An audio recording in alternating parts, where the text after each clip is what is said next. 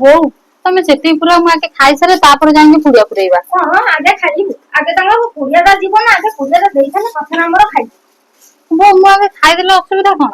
ନାଇଁ ଆଗେ ତାଙ୍କୁ ପୁଡ଼ିଆଟା ଦେଇଦବା ଆମର ପଇସାଟା ଦରକାର ଆମେ ଆଗେ ପଛରେ ଖାଇଲେ ହବନି। ମତେ ଭୋକ କଲାଣି ମୁଁ ନେଇକିନା ଯାଉଛି ଭାରି ପଛେ ମୁଁ ମୋର ଖାଇଦେବି। ପୁଡ଼ିଆ ପୁରା ଖାଲି ଖାଇବି ସବୁବେଳେ ଗୋଟା ଖାଲି ଯେମିତି ମାନେ ହଁ ହେଲାଣି ଖାଇବି ସବୁବେଳେ ଯୋଉ ଗୋଟେ କାହାର ଗୋଟେ ପୁଡ଼ିଆ ଅର୍ଡର ରଖିଲେ କି ଭଲ ମନ୍ଦ କଲେ ଇଏ ଖାଲି ଖାଇବି ଏମିତି ଭୋକ କରୁଛି। ଏମିତି କଣ ହଉଛ ମୁଁ କଣ ସବୁ ଖାଇଦଉଛି ମୁଁ ଖାଇ 4ଟା ଖଣ୍ଡେ ଖାଇବି କଣ କମିଯିବ? ମୁଁ ସେ କଥା କହୁନି ଆଗେ ପୁଡ଼ିଆଟା ଦେଲେ ତାଙ୍କର ସେଠି ଲୋକ ଖାଇବେ ଆଗେ ଲୋକ ଖାଇବେ ସେଠି ତାଙ୍କର କାମ କରିବାକୁ ଲୋକ ଆସିବେ 40-50 ଜଣ ସେଠି ଆଗେ ଖାଇବେ ନା ଆଗେ ତମେ ଖାଇଦେଇ ଶାନ୍ତି ହେଇଯିବ ମୁଣ୍ଡଟାକୁ ପେଟଟାକୁ ଶାନ୍ତି କରିଦବ। ହଉ ତମେ ଦିଅ ମୁଁ ପଛେ ବସିକି ପୁରଉଛି ଯାହା ବଳିବ ଖାଇବି ନହେଲେ ନାହିଁ। ବଳିବ ଖାଇ ପଛରେ ହଉ ଆଗେ ଏଠି କାମ ବୋଉ ଇଟିଲି ଟା ଦବ। ଖାଲି ଖାଇବି କୋଉଠି ପୁଡ଼ିଆ କାହାର ହେଲା କୋଉଠି କଣ ହେଲା ଖାଲି ଖାଇବି ଇଏ ଖାଇ ସର୍ବତ ଖାଇଯିବ ଇଏ ଦେଖିଲା ବେଳକୁ ଏଠି ବେପାର କରିନାହାନ୍ତି ବସିକିନି ଆକୁ ସମ୍ଭାଳିବୁ।